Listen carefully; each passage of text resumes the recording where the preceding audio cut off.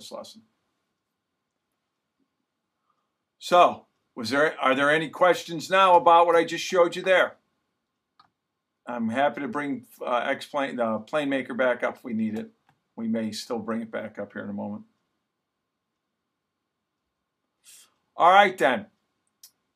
The next part of this, if your kids have time, you've still built the airplane, maybe they're a little bit older, this would be designed at 7th and 8th graders, and you want to teach a little bit about torque, fulcrum arm, moment arm, fulcrum I should say, moment arm and that stuff, here's a great opportunity. In here, we're going to talk about, as I say, airplanes, teeter-totters, and torque. And we're going to relate that back to an airplane.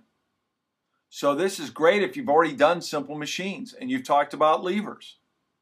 By now, I hope your kids have learned, hey, this distance is important because how is this little small frog able to hold up this great big frog? Well, it's these moment arms are different. And that equals work equals force times distance. And you can have the kids do the calculations. Same thing happens on an airplane, only now we're talking two different. We're talking, there's a couple concepts we've got to speak about right here. First of all, we need to talk about center of gravity and center of lift on an airplane, but mainly center of gravity. And that's where if you could imagine, if you could put your finger underneath an airplane and balance it, that's where all the weight as a result of gravity, all that force as a result of gravity on the mass would all come together. And that would be the balancing point. It's almost always ahead of the center of lift. Here's a great question for kids. Why would you put it ahead of the center of lift? Well, you put it in center of lift, so that way the plane, if anything, has a tendency to pitch its nose downward. Why do we want the nose to pitch downward? So it doesn't go into a stall. By pitching the nose downward, you're going to maintain airspeed. So a little bit you can add there or not, but that's an explanation of that. But what we really want to have happen is if you think of the wing here as the fulcrum, and then the center of gravity being the output, and this tail moment arm, that's the difference from the wing back to the tail is the tail moment arm, and then the distance from the third of the way back from the wing basically to the center of gravity as the center of gravity of that moment arm, they need to balance on level flight. Okay? So that ties in a lot of what your kids are going to be doing. And in fact, you can show it this way. During level flight, the center of gravity equals the tail moment arm. When the plane is pitching up, which is greater, center of gravity moment or the tail moment? When the plane is pitching down, which is greater, center of gravity moment or the tail moment? So you get the kids to think about that. Just like I just did the lesson today with some 7th graders, talked to them about potential kinetic energy. Next day, they could make the jump to cars and gasoline, and we never had discussed it. So that's when you know you've got that deeper learning, that they not only get the frog and the teeter-totter, they can apply to a plane, then you might talk about something else and that balance. All right. Is there any question about that now?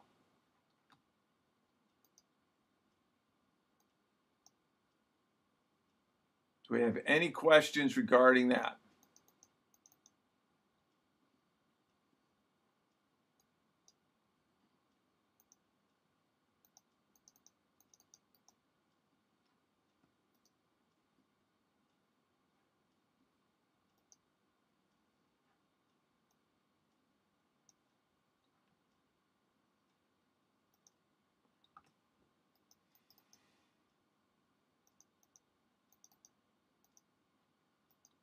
All right, let me unmute Lydia, see if we can get her here. Lydia, do you have a question?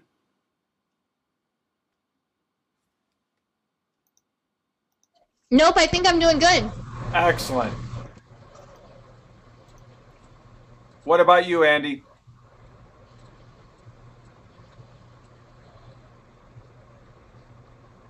Okay, Andy, I thought you had a question there. I may have blown it. All right. Okay, great. I'm glad everybody's getting this. Wow, it took me a while to figure this out originally. When I got to thank Randy from X-Plane. He spent a lot of time in Austin, actually, both of them from Laminar Research, going through this with me and making sure I understood it, as well as some folks at the Air Force Academy and some other places. So greatly appreciated when they did that. All right, so the next thing we're going to do on this, let's go ahead and get out here. Whoops. All right. So that shows you on this, but actually, how do you go about doing the lesson for this one? All right, the way we're going to go about doing this lesson is we're going to actually have the kids change the fuselage on the airplane, which is really kind of cool. And then we try to see how long they can maintain flight. We're going to make the airplane really heavy, and all they're going to try to do is maintain altitude. Anybody here is taking flying lessons, the hardest thing I think they ever ask you to do, besides the obvious landing, is saying maintain certain airspeed, a certain altitude, keep the thing flying straight, not moving in any direction. So we're going to try to have the kids do that. And the way we're going to do that right now is I'm going to go back in the Plane Maker. And let's go ahead up here. All right. Let's go over to this side here. Let me pull up off my other computer so I can look at the lesson plan.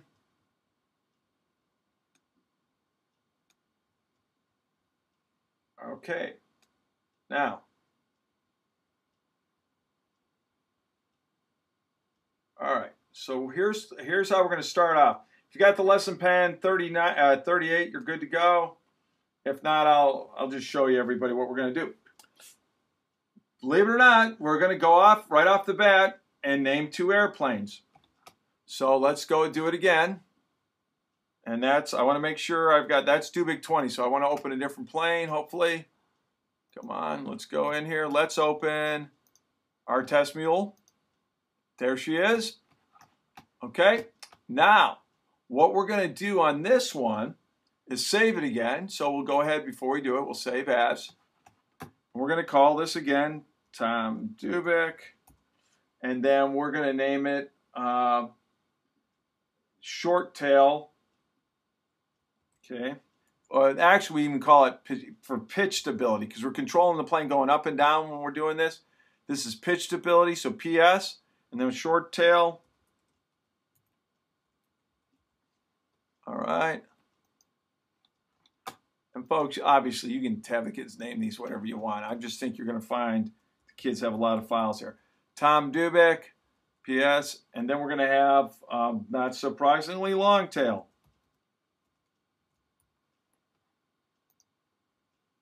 All right. Now, let's go ahead and go about changing these. And this time, it's a little bit different what we're going to go to. We're going to first start off with the wings. But this time, we're going to go ahead and change the horizontal stabilizer. All right, and let's make sure.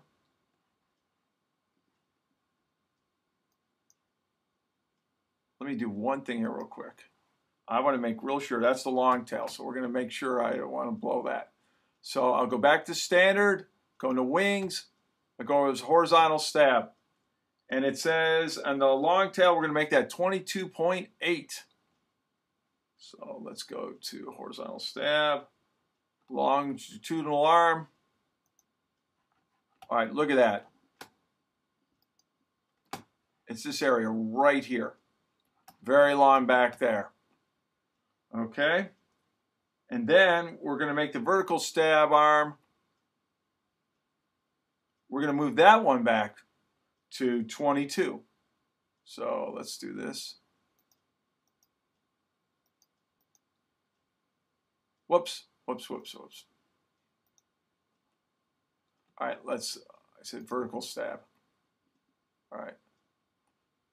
Okay, that needs to be vertical, let me see here, vertical stab 1, longitudinal arm. Sorry about that, folks. There it is. Okay, then we're going to get out of here. It's at 22, and let's make sure horizontal stab's at 22.8. We're good there. We're going to jump out. There's our plane. Don't worry about it. Just hang on.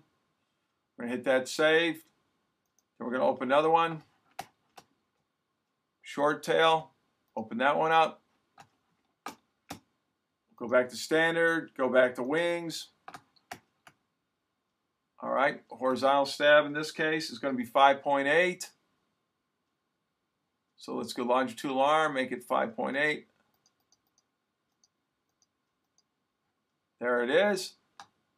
Vertical stabilizer, lunge arm is just going to be 5.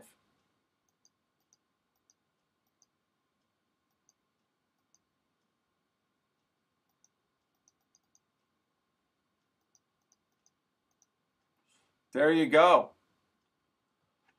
All right. Once we have that, click on the X, File, Save. We're going to go ahead now. All right. Now, once we have that, we're going to look at the fuselage. Now, if you see this, it's going to flip you out. Got all this stuff right here. Okay. Let's go to top and bottom. Ah, there we go. All right. So what this is going to allow us to do is play with the length of our tail. Okay. And what I want you to do on this, when you go to do it, is you're going to stay on this top section. All right? We're going to pull them all right here. See how they're all doing it? And then when you pull enough of them,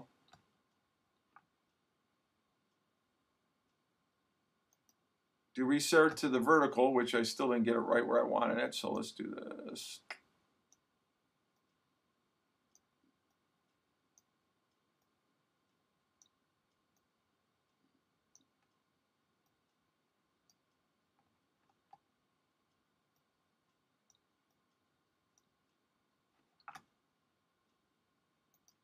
There you go.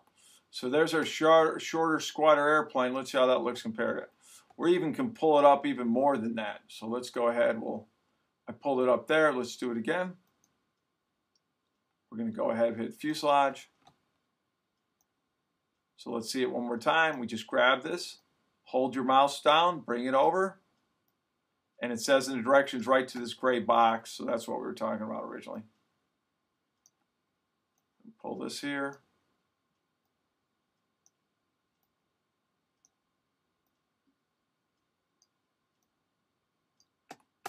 All right, there it is.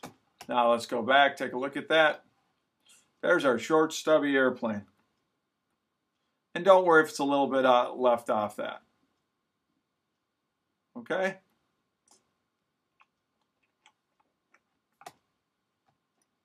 And you can obviously monkey around with that. If we went back in there and we brought it up to this point, you would even, you could get it closer.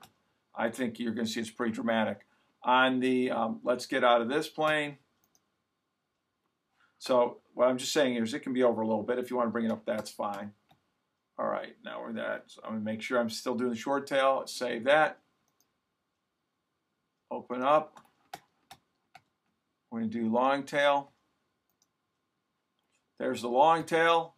Again, we're going to go to standard. We're going to get to fuselage. We're going to pull this all the way over.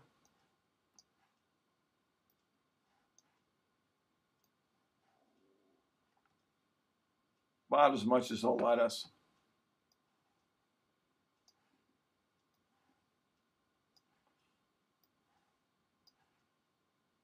Of course, this is also a little dependent on my computer screen here. Here we go.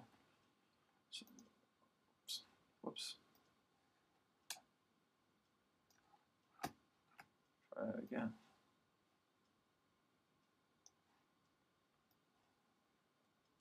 So we're pulling it all the way down. I hope you're all seeing this.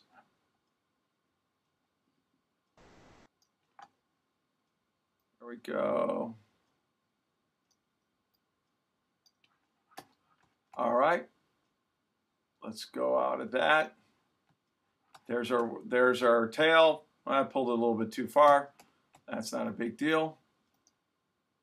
Kind of hit on this. There's really not a menu choice. You got to just go back and mess with it a little bit. So we go back over to standard. We go to fuselage. I'll pull this back here.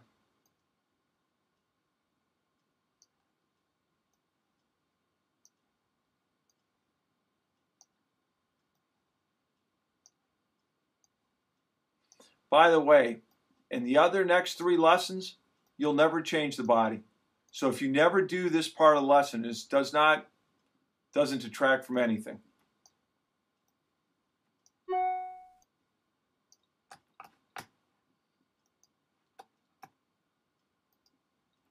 There we go. There's our long tail of this airplane. Okay? So now I can go ahead and jump out, and you would see, let's go back up here, let's shrink down here, let's go in that. We're going to pull up real quickly, bear with me. I'm going to go ahead and pull up X-plane. And we can go ahead and fly that.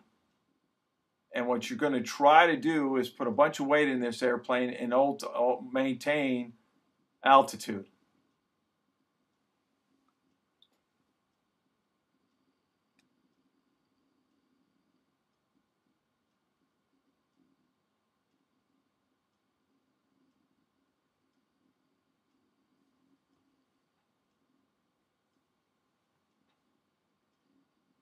We're also going to move the center of gravity. We're going to mess with that as well. So, understood. I don't want my disk in there for some reason. Not seeing that. Okay, let's open an aircraft. Another way, you can go directly to the aircrafts that way as well, which I just did.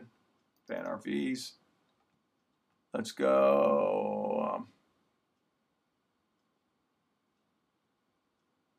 Let's go short tail. Let's just do that one.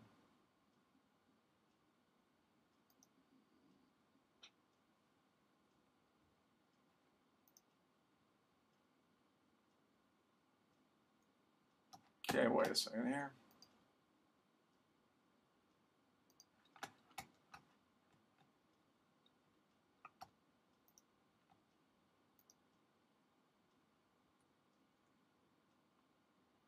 There's my little short tail airplane. All right. Then, the data we're collecting this time is not only are you going to collect speed, but you're going to also collect pitch, so you know if it's going up or down. You're going to catch altitude, which is 20. And you're going to get, are we hitting elevators or not on this? That's deflection on the elevators. We don't need to go to internet or desk time, so we're all set there. There's your airplane. Then you're going to hit settings. One more thing we're going to do to the aircraft. We're going to go to weight and fuel. All right, hang on 1 second. All right, it's going to ask your center of gravity. We're going to go negative 12 inches on this. So think about it. We're putting a note all the way up front here. Okay, and to make it interesting, make sure our payload is at 2970. So payload weight, all right.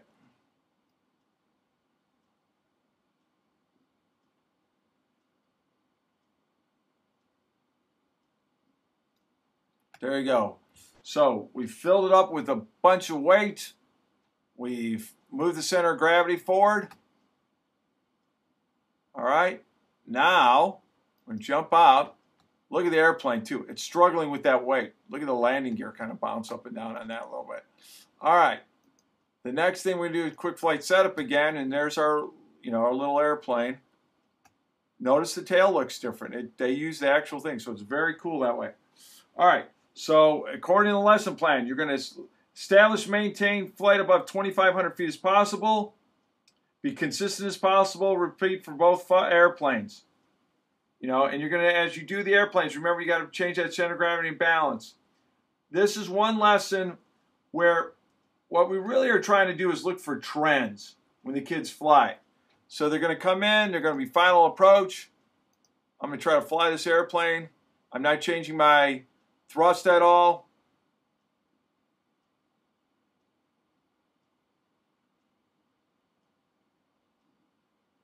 So that way we don't have any thrust. Here we go. I'm trying to hold up 2,500 feet, and I've just already had a heck of a time.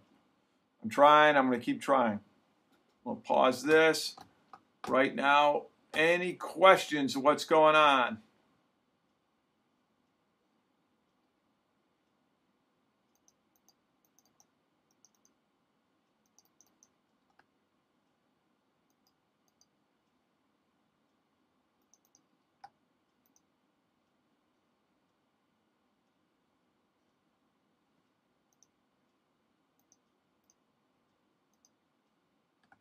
You got any questions, anybody? If you raise your hand, that way I can see if anybody's got any questions up there.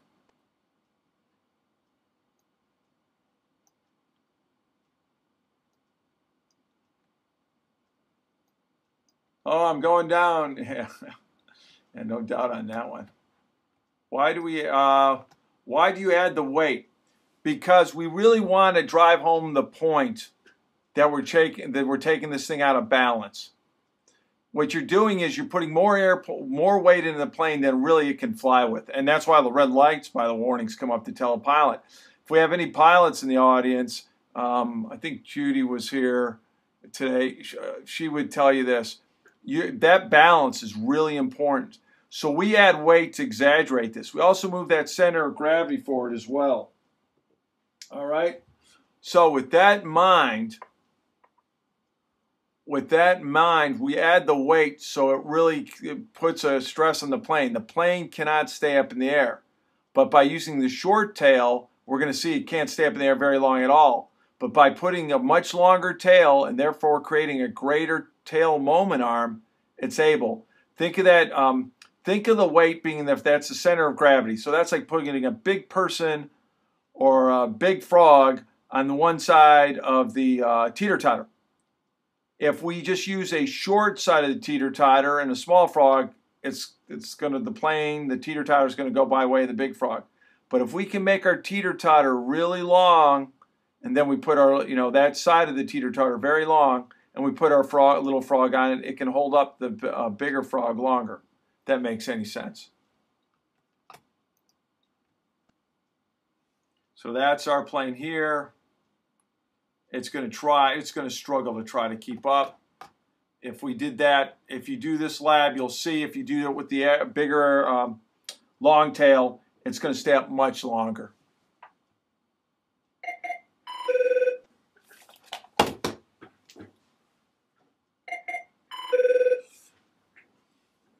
All right, so we'll go ahead, mute this. Sorry, I meant my...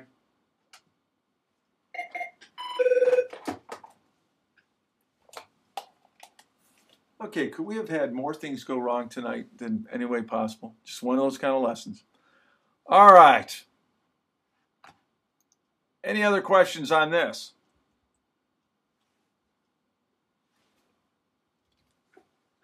Okay.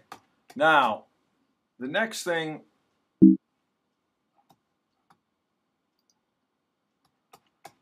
we had go on, the next thing after that, so once you get done with stability, you can go on to aspect ratio. We're about out of time for tonight, which is fine because the next two lessons go pretty quickly, 8 and 9. They take a while in class because the kids do some calculations, but they're easy to explain. We'll explain a lot on airplane design in the 10th lesson, and the 10th lesson is in airplane design. That's where our focus for what we do next Tuesday. But what I want to really stress tonight on this is you can just do the very first part of this, build the model airplane, and have a very nice lesson on stability. If you want to tie in simple machines, you want to tie in levers, this is an excellent place to do it. And this is very sophisticated, fairly sophisticated thinking there. So, do we have any other questions?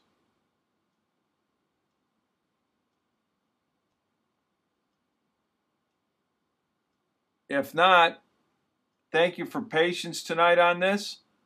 We'll go ahead and load this YouTube video up later this week.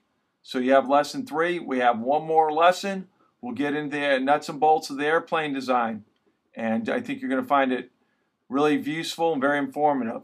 So let me just sign off again by saying thanks once again for working with young people and getting them inspired to do STEM. Thank you.